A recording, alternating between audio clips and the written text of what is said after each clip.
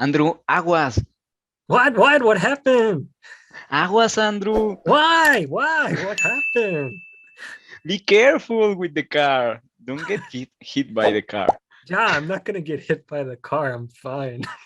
It's gonna be okay. Man. Okay. I'm-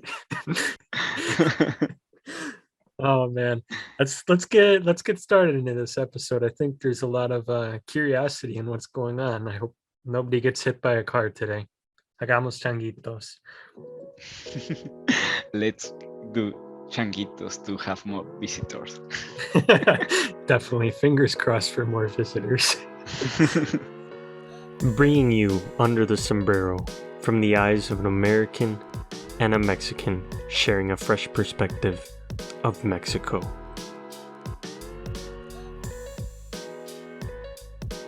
Welcome back, everybody, to Under the Sombrero. Who do we have with us today?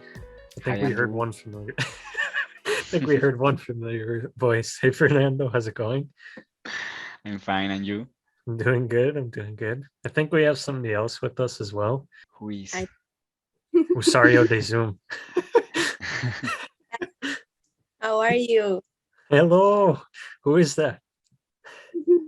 I don't know. Maybe it's me. Me. Again.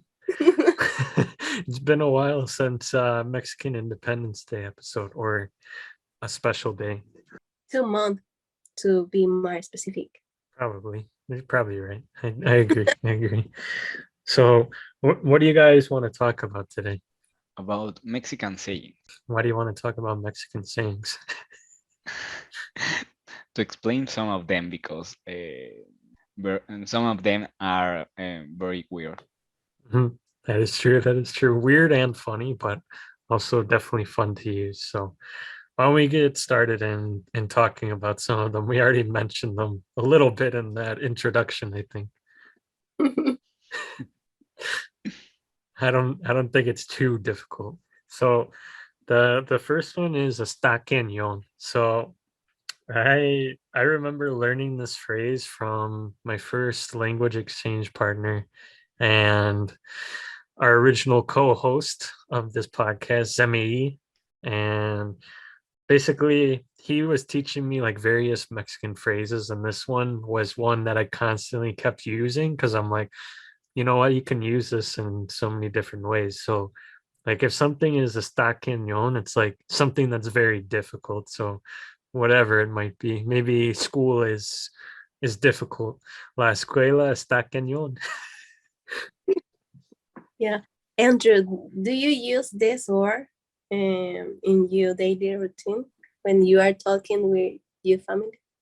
Not with my family, but with other Mexican speakers, I'll use it because I really like using it when I talk to new people, because they're like, wait, how do you know like all these Mexican words? I'm like, I have Mexican friends. That's cool. That's a good one. Mm-hmm. And very useful. Mm-hmm. Do you guys like to use that one or not so much? Actually, I don't use that saying too much. No. No, me? No. Oh. No. Making me sad. No. It's because my tissue box is close by. I can start crying. It's fine. But maybe because we have another similar phrases, like what is it? Could be está padre. Okay. Could be another similar phrase to that. Mm-hmm. That when something is really cool. ¿Está cañón? Está padre is very different. That's something Chilangos use, I feel like. What? It's está padre is very cool. We need to cut that. No, we're keeping that in. No. I get confused, sorry. Está cañón. Everything's very difficult right now. It's okay. Yeah, it's the opposite expression, so sorry for that. No, it's okay. I told you guys that I never use that phrase. It's okay. We can see. Why don't we go to the second phrase? I think Noemi has the second phrase, no? Yeah. Yeah? You don't seem very excited about that. I don't remember the word. Soltar la sopa. Soltar la sopa. Yeah. Uh-huh. It's nothing. It has nothing to do with dropping a bowl of soup. Soap, By soap, Soup.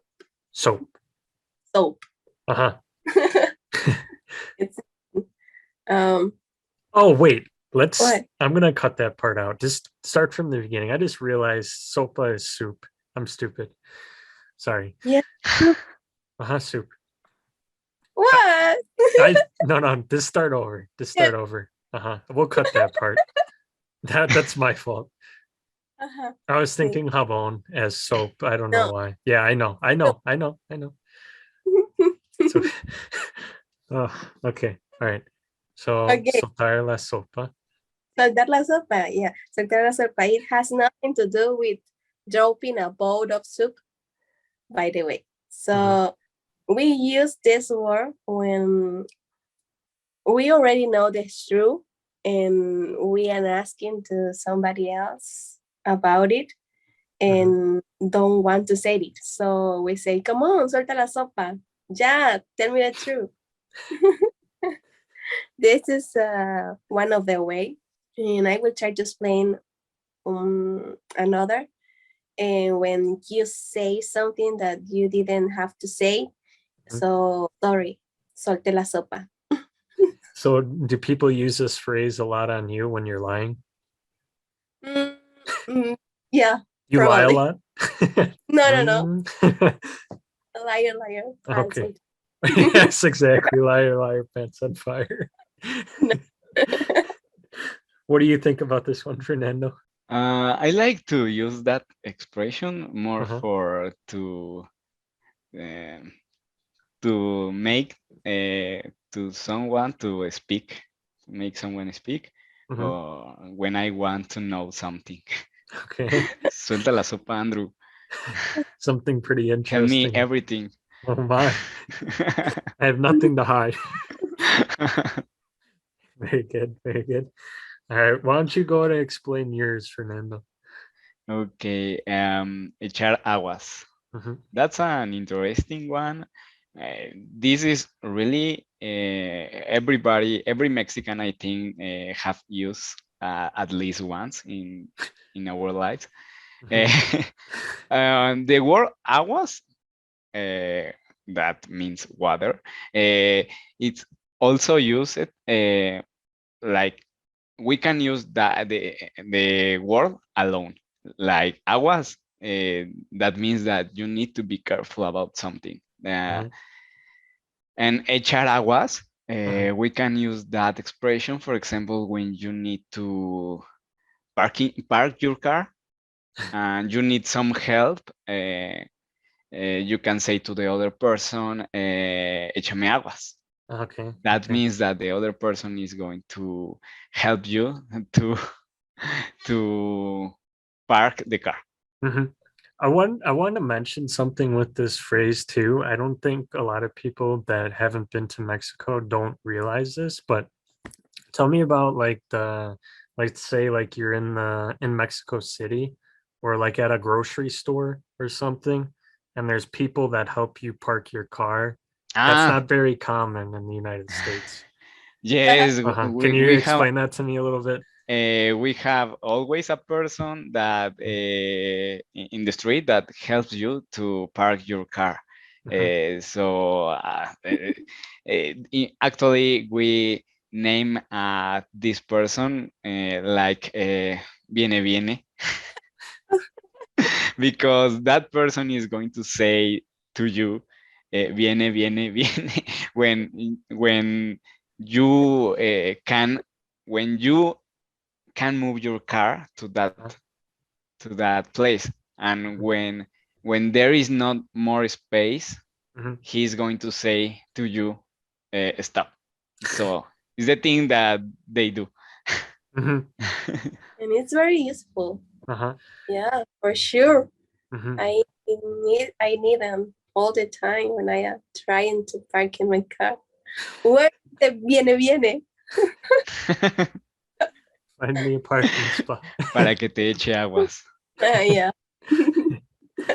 Very good, very good. I don't think you guys noticed, but I said like make sure to tip the person because that's something that you don't really do unless it's like valet parking here, which the person will get in your car and take your car, which is only for like fancier places here. But in Mexico, they're outside of your car and they help you park your car. And then you give them a little tip to give them a little money. Yes, we have Mhm, also the valet parking, but in exactly. restaurants and other places, but in the rest of the city, in the streets, we have the viene viene. We don't have the BNA. We don't have like these people outside the car that just kind of like direct you. It's only for like sporting events and different things. We have these people, but you don't give them money. You don't need to give them money. So it was interesting for me to see it the first time when I went to the store. So I thought I would just have you mention that because it's something interesting. Yeah, it's really interesting. Mhm. Very good. All right, the next one I have is kind of a funny story. So, I when I first started again in Spanish, I had a couple language exchange partners, including Zemi and another girl from Aguas Calientes, and we would send like messages and like voice notes to practice between Spanish and English. And I remember, I don't know if it was like a text message or like a voice note, and she told me hagamos changuitos. I'm like, that sounds kind of weird. So I looked it up in the dictionary. I'm like, my Spanish wasn't as good back then. This was like a year and a half ago. And I look in the dictionary and I'm like, let's make little monkeys. I'm like, what? What is she talking about? Like, we just met. Like, what are we talking about? Making little monkeys. Like, so I asked her, I'm like, why does this phrase mean let's make little monkeys? And she's like, no, no, no. It means fingers crossed. I'm like, oh, okay, that makes sense now, but it's nothing like the literal meaning if you translate it. So it's just like, wow, that was definitely one of the funnier moments I had learning a phrase or like expression, if you want to say. And now Yeah. you do all the time, right? Yeah, I like using it. Hagamos changuitos. Yeah, I know it's really weird. I don't know who was the first one to use that, but I think when he crossed his fingers, he looked at them as little monkeys, maybe. I don't know. Maybe maybe that person wasn't under the best mind state. They were under the influence or something. Could be. It could be. Very good. What about the next one, Naomi? The next one is, ve a ver si ya puso la marrana. Wow, This that is I think we should say that one a little slower, no? this is my favorite Eh, Mexican word. It's very fun and interesting, I think. mhm, Even it's more when you haven't heard about it before. mhm. So you hear, and now you say, even I am thinking in Spanish, it's fun. Ve a ver si ya la marrana. Why? ¿Por qué una marrana? What is that? Marrana is a pig. Okay. A pig. Okay. Not a little one. Not a little one. A pig. Okay. Una Okay. marrana. Okay. So with this word, when you, in example, you are making a word and somebody else is bothering you, Mhm. and you say, let me alone. Why no vas a ver si ya puso la marrana? Or when you, in another situation, you want to be alone, and it's a kind way to say, get out of here. But That in a doesn't sound very kind. Yeah, it Yeah, doesn't I don't sounds know really how kind. even if you say that nicely, I don't know how you say that in a kind way, even in English, like, yeah, get out here, get out here. but you said it as a question. ¿Por qué no vas a ver si ya puso la marrana? I think that you can use that expression with a close friend. Mhm, A friend that you know that is not to be mad when you tell that. You so say that. so would it be pretty different than if you were to say déjeme en paz, like leave me alone? Is that like not as strong? Is that more general? Yeah, it's a Um, common way to say that. Mhm. yeah, Déjame but en it's paz. more common when I'm, for example, in my case, when my parents was talking each other and they didn't want that I hear something, they Mhm. say, Nemi, ¿por qué no vas a ver si ya puso la música? I think I know what that means in English. It's kind of like, why are you listening to like a conversation? Why are you eavesdropping? Is a phrase. We use both. Uh-huh. Uh-huh. I like it. I like it. That makes sense though. It's a long phrase, kind of like the one we have in English. Like, why are you eavesdropping on us? That's a long word. I don't even know. Even though I'm an English teacher, I don't know how to spell that. Do you use that one, Fernando? No, I have No. never used that. Oh yeah. Maybe the people from Tabasco have more phrases. Yeah, and it's using it all the time. Okay, that's where you get it from. Okay, it makes sense. Very good. I know. No, me, Fernando. Sorry, Fernando. Can you tell us about the last one? Yes, echar la hueva. Uh-huh. That's a good one also. Only hueva alone have also a meaning. That, for example, you can use that to say que hueva when some activity is boring, like que hueva trabajar. Uh-huh. Eh, Este capítulo, eh, this episode. no, I trabajar, understand. no, trabajar en el trabajo, bueno, Okay. eh, like when some activity is boring, Mhm. you can say que hueva. And echar la hueva means that when you don't want to do anything today, I can say voy a echar la hueva. I'm going to echar la hueva. Gonna do nothing today. Exactly. It has a lot of ways. Echar la hueva, tengo hueva, que hueva. What is tango hueva? I am Which not. could be the translation to that? I don't know. It's like Comment. not in mood to do anything. Anything. Mhm. Okay, just gonna lay on the couch and look at your phone. Or if you want to stay in your bed all the time, all the day. Mhm. Tengo hueva. Quieres echar la hueva. Just gonna waste my whole day in the bed. Very good. Oh my goodness. This was a pretty interesting learning about some of these because I didn't know half of these, to be honest.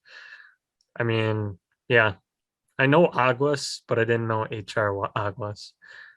Uh-huh. Which If- is your second favorite? Because Está Cañón is your number one, right?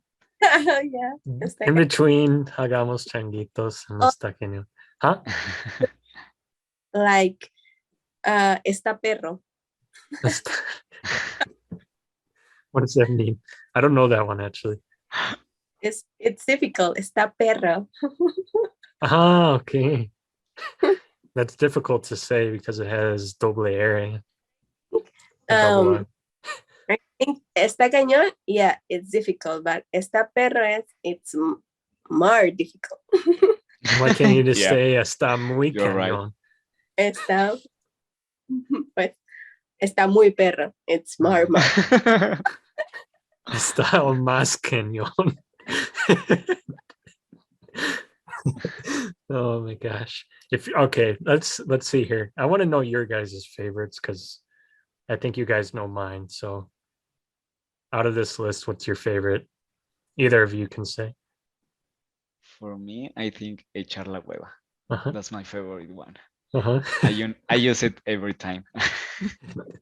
You used it already today, right now. No, when I can, because today I had a lot of work, so I couldn't echar la hueva. That's a shame. I'm sorry, buddy. It's almost Friday. It's okay. Okay. Know what I mean? Echar la hueva too. Uh-huh. It's fun, yeah.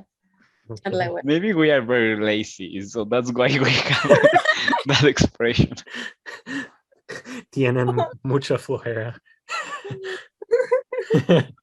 Oh my gosh. Very good, very good. I think we'll have to do a part 2 with this episode, no? I think if we were to include like 12 phrases, I think a lot of people would get confused. I think it would be too many. It's just Yeah. like teaching any language. If you teach too much at once, it's gonna be like, what did you say to me? What did he say? Oh man. Hey, good. Do you guys want to mention anything or say anything before we say adios or goodbye?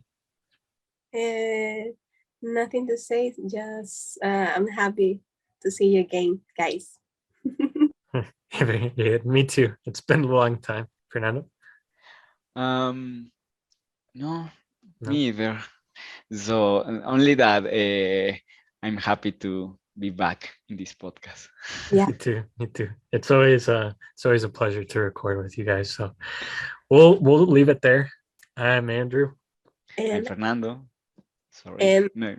oh, come on. You stole her thunder. I know. From where? From where? Where are you from? From Mexico.